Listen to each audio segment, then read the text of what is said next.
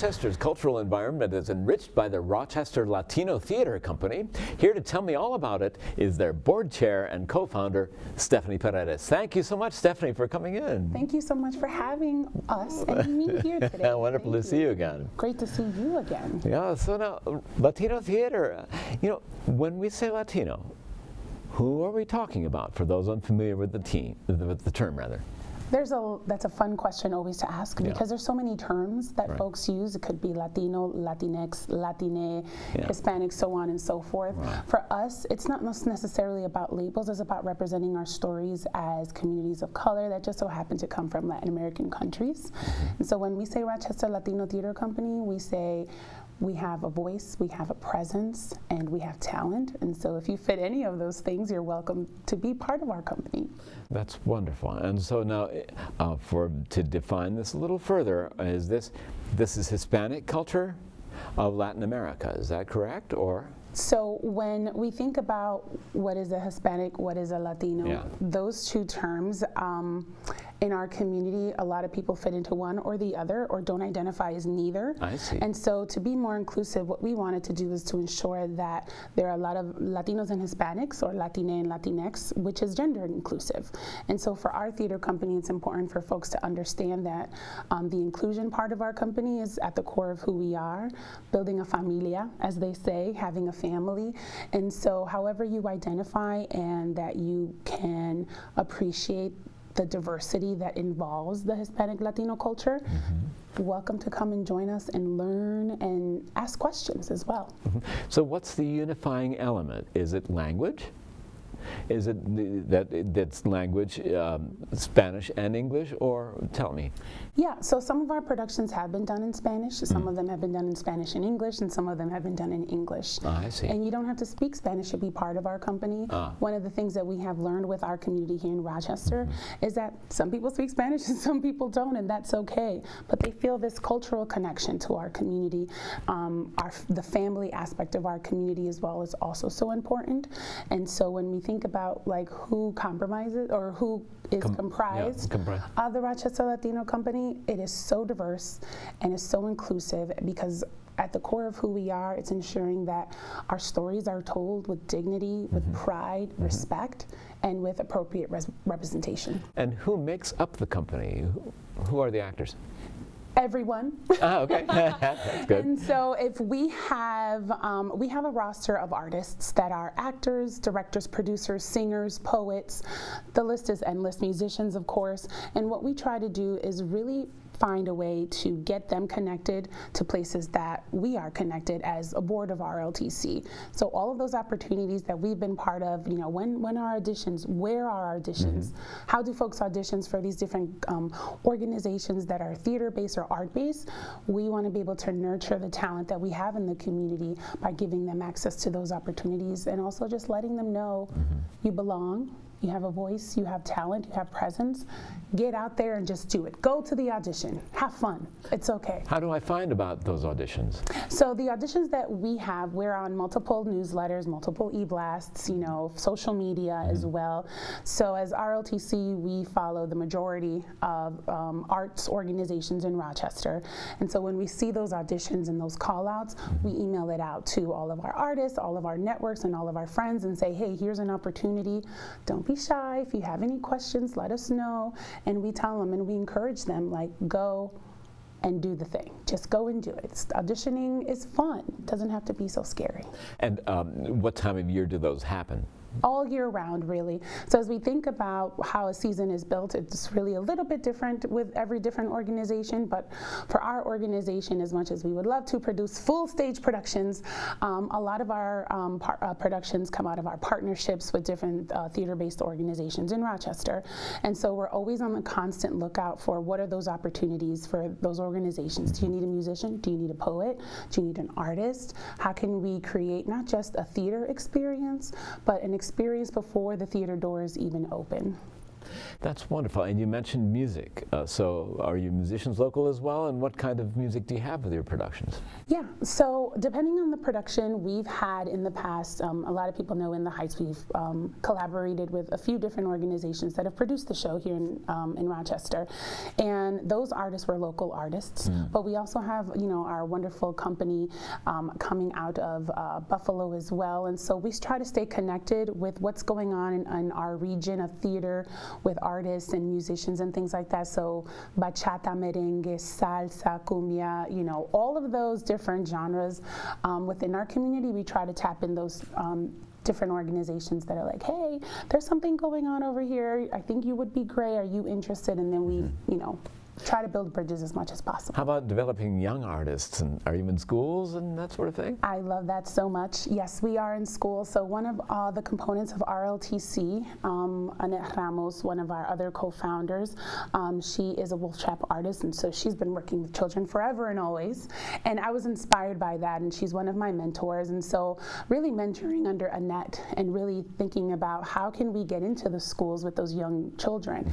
And we do that through storytelling. I see. And through the storytelling that we have, we go into the schools, we read books that are culturally diverse and appropriate, but also exciting to read.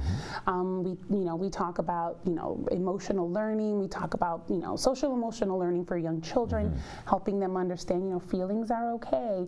And we talk about the different levels of, feelings, environments, how to be a friend and things like that. And so we go into libraries and schools, and I'm dressed in full butterfly garb.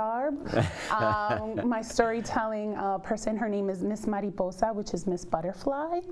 And I go in there and I read books to these children, and we talk about real life kid things. And it's a lot of fun. And how to make a healthy response in an emotional situation. Exactly, and how to recognize within yourself, like, I think I'm feeling sad.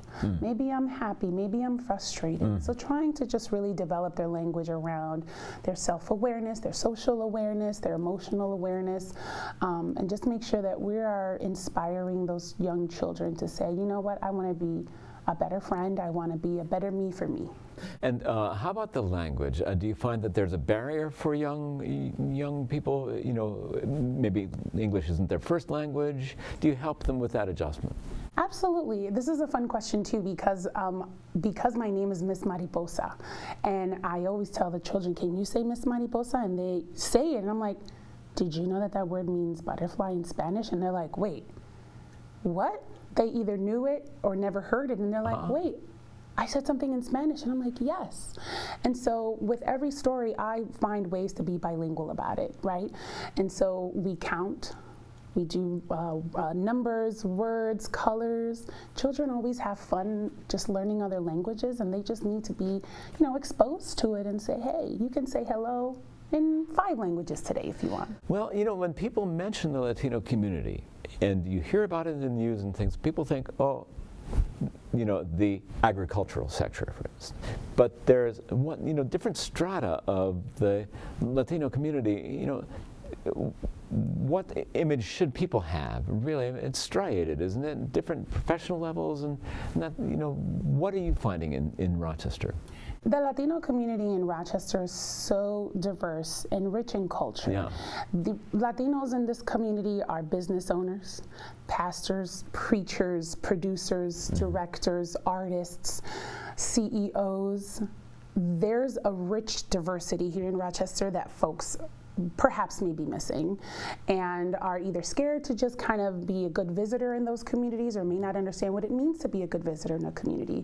If you're curious about a community, you always want to have compassionate curiosity, and that is attending events, going to a small business and just exploring, asking questions because you want to learn more.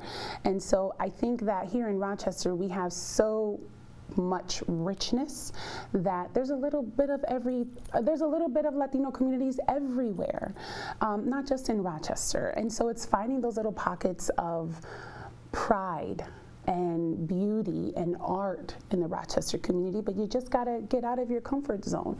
It's fun and exciting to just explore Rochester with so much that's going on here. Now, do you find that the Latino community has a Puerto Rican element and perhaps a Mexican or Latin American element? Is there a diversity there? Yeah, absolutely. Rochester is the second, outside of New York City, of course. We have Rochester here. So the biggest population here in Rochester is the Puerto Rican community. We've had the Puerto Rican Festival here for over 50 years. We've also had Borinquen Dance Theater here for over 30 years. And so we have this rich culture, rich history, and also the impact that the Latino community has had in Rochester, not just to the economics, to the business, to the culture, to the art, everything. We are a driving force here in the Rochester community, and we want to be able to ensure that folks understand the power of the Latino dollar, the power of the Latino presence, and the power of the Latino voice at tables where you want to welcome us into the environment, but we're not at those decision-making tables. And it's a matter of inviting us to be there so that we're able to connect you to those places that will drive what you want to do forward. And I think representation in theater is part of that. People can see how vital the community is. Absolutely. Everyone wants to go somewhere and be represented and feel connected to a piece of art that you see, a piece of theater that you attend. And I think representation is just so important, and how it's represented is even more important, because we don't want to have performative allyship in communities, right? You don't want to just show up during Hispanic Heritage Month and say, let's check the box, did the thing. We want to be able to think about year-long, what are you doing as an organization to inspire inclusivity, to inspire diversity, but more importantly is how are you building community and belonging with those groups and bridging, building bridges to understanding and not bridges to disconnection or othering. Since you mentioned Hispanic Heritage Month, what does RLTC do for that occasion? So much, which is like our busy time, which is actually very exciting. And so we have a lot of cultural events happening surrounding Hispanic Heritage Month, which is September 15th through October 15th. And so we try to highlight who we are as a community and what we do. So, we go to the Memorial Art Gallery. They have their Cultural Family Fun Day surrounding all of different cultural months. So we participate in those through storytelling. In prior years, we've actually done a small stage production there as well. The City of Rochester does a lot of events, the International Plaza. So it's a really busy time for us, but it's also very exciting because we're able to hand out books at storytelling, bilingual books to the children and families, do so many things during the time where it is our most prideful month. But that's us all year round, having a good time celebrating who we are. Now, how about the Spanish language radio? Is there any presence in Rochester? Oh yes, Podel Radio. We love Podel Radio.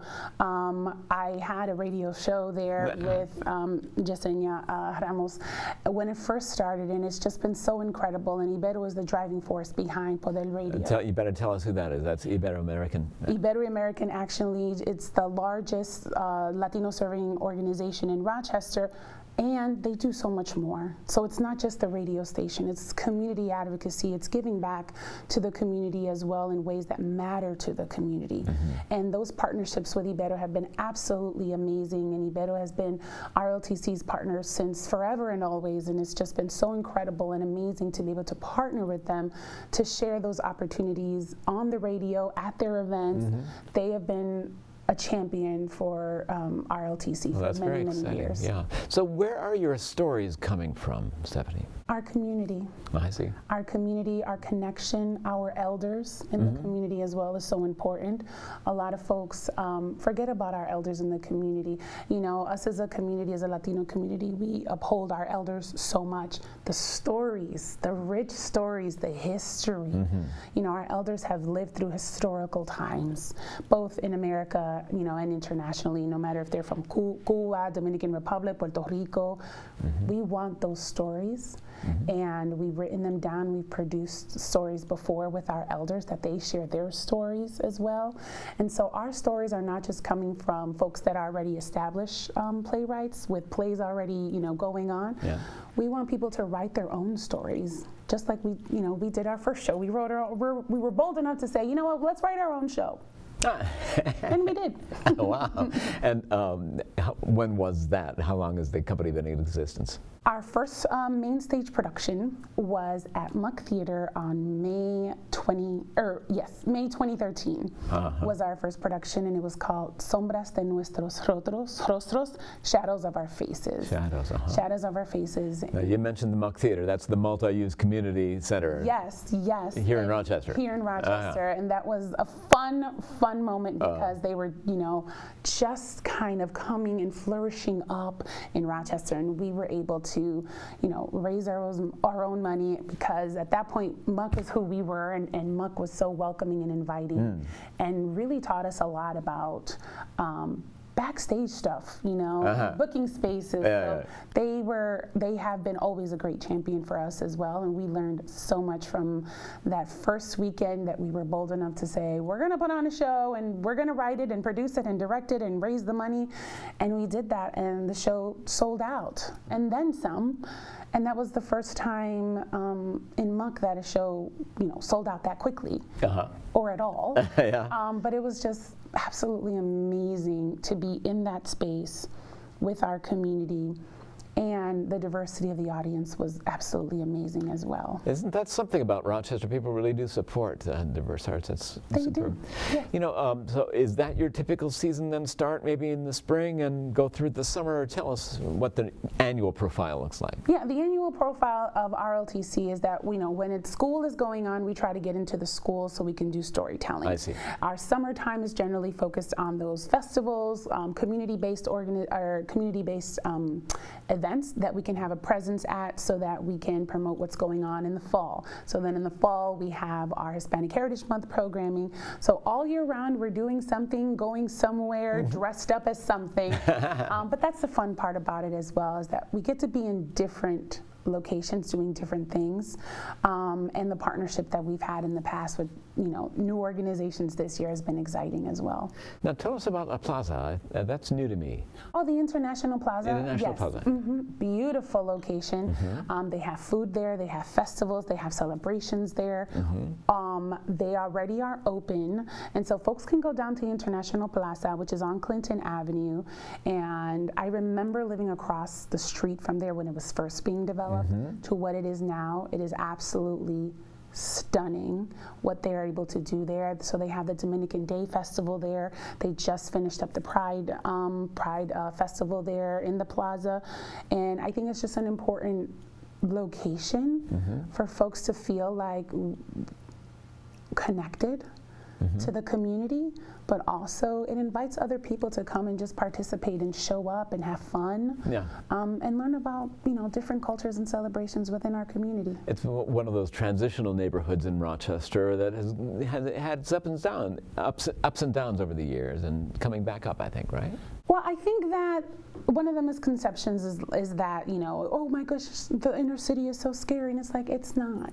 It's just like any other town. Every town, and we can make a list of towns, it's like, oh, don't go there, or don't go over here, or don't do that, I think the inner city of Rochester is full of a rich environment, and that if people will just show up and see the beauty that it is, that's what we should be focusing on, right? Every town has issues, every single town, from the suburbs to the city.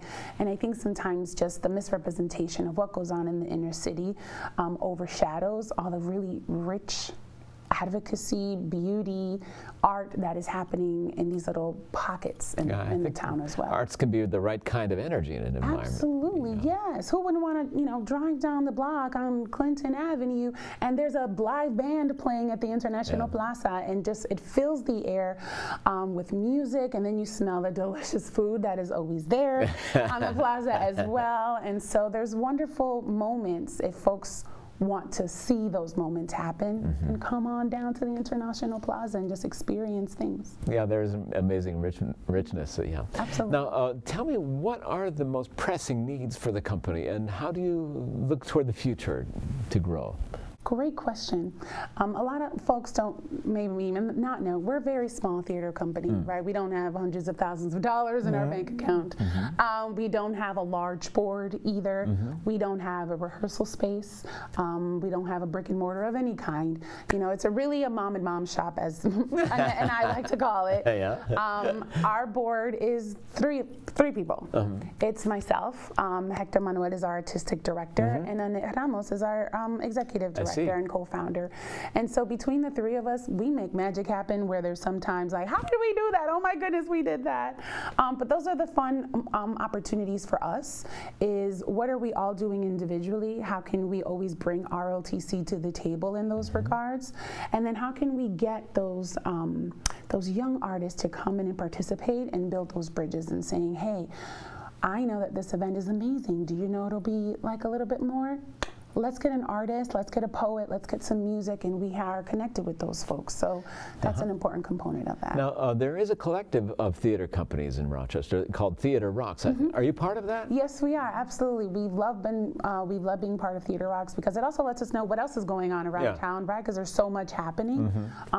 But those kind of connections are so important, not just to have a representative from RLTC, but also what else is going on. That's how we build bridges and community and belonging in this town.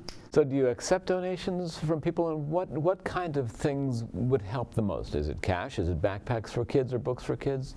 I love this question. Yes to all three. Oh, okay. Okay. We're always accepting book donations. They could be gently or new books in whatever language that you have. You know, our base is English books and Spanish books, but we do take other language books as well, because the diversity of the folks that we're reaching, we never know what family may come to our table and say, oh, I wish you had this kind of book. You know, donations for cash is always great because, one, we pay all of our artists. That's an important component of it. You know, we have our free-based community programming. That is our contribution back to the Rochester community, and we have to pay our artists for their expertise as well, with those donations as well. And we always accept backpacks as well, because as the school year comes around, we do participate in community-based events, and so we always, as the company, try to gather what we can to go and donate on behalf of our company as well, because Rochester's been really great to us, and we always want to make sure that we always are giving back to the Rochester community. Well, how do people find you and decide to become part of the fun? Yeah, so we have our social media, you know, Rochester Latino Theater Company Incorporated. We're on Facebook and we're on Instagram as well, and we have an email that you can email us. And so if folks are interested in either joining a listserv, our newsletter that we're developing right now, or if they just want to say, hey, just keep me in mind, I play the piano, let me know in the future, we're like, say less, because we put you on the list and we will be calling you. So we try to make sure that we're just always having that ebb and flow of information from our community back out to our artists as well.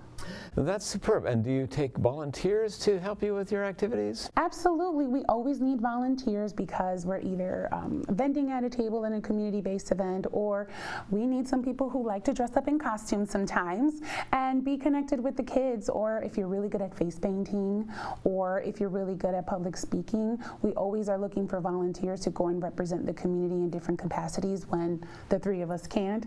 We always love to tap into folks who are interested in volunteering. That's wonderful. And what community partners do you have maybe in the corporate world who are supporting what you're doing? In the corporate world, our biggest supporter is Ibero right now. We have partnered with other theater organizations in Rochester, which have been absolutely amazing because we've also learned from them.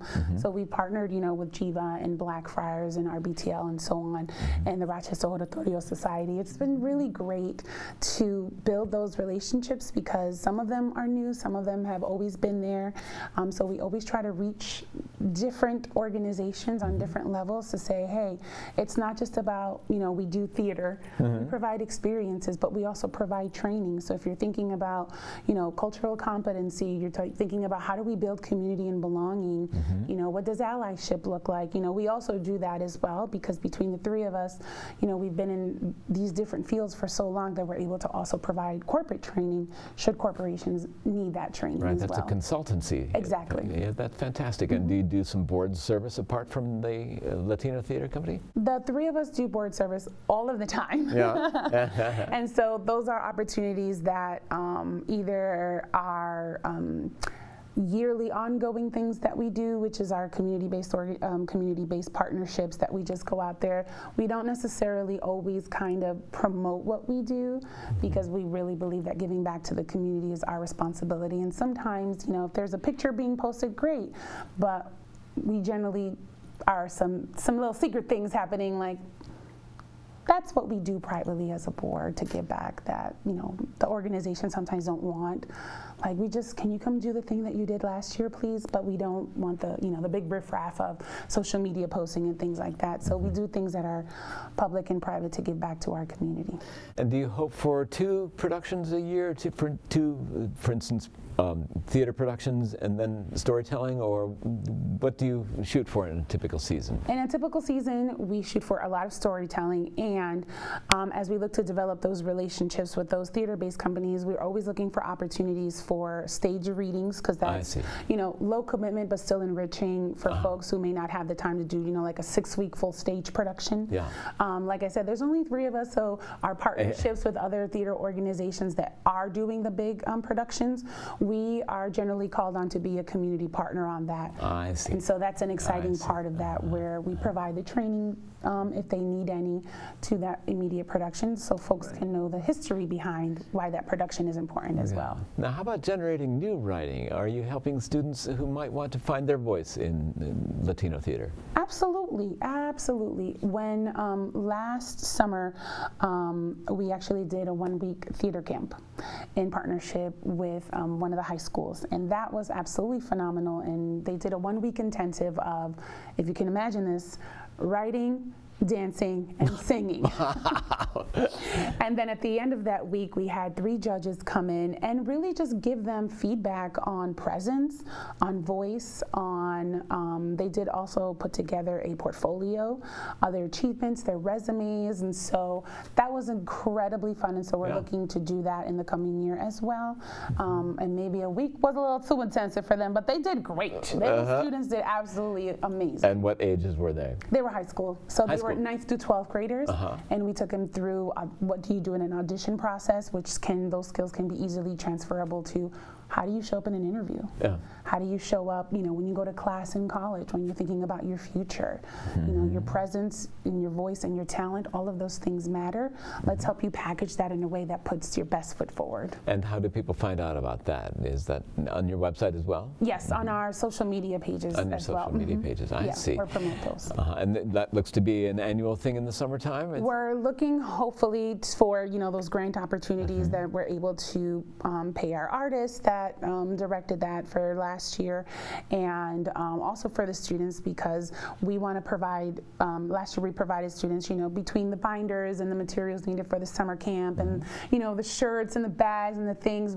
We don't want them to just have an experience. We want them to leave with something tangible that they can use in their college, in their interview, at work. And so we want to be able to provide those opportunities again. So we have a good plan. Now we just need somebody to say, hey, here's some money for that. That seems like it's an important need to fill in the community. Absolutely, absolutely. Folks just need a little, everyone has a little bit of rough edges. You just want to stand it a little bit and throw some glitter on it and have fun. And people don't maybe make their career in theater, but that helps them in life. Absolutely. A lot of folks always think that theater-based organizations that provide these opportunities are like, we want you to go into acting. Well, if you want to, absolutely, yes. Yeah. But if you don't, all of the skills that you learned in any of the arts, dancing, theater, photography, so on and so forth, easily transferable into jobs. How do you show up? How do you look? What do you wear? How do you show up prepared? What does prepared look like, right? And so it's having them build those skills that they need that are easily transferable anywhere. And why not have some fun and do it in a theater-based program? And be secure in society. And be secure in society and take up space wherever you are. Isn't that fantastic? Absolutely, yes. Well, Stephanie Paredes, thank you so much for telling us today about the Rochester Latino Theater Company, celebrating 12 years and more of success and many exciting years to come. Thank you so much, Stephanie. It's been delightful to speak with you today. Thank you so much for having us, and have a wonderful, wonderful rest of the time.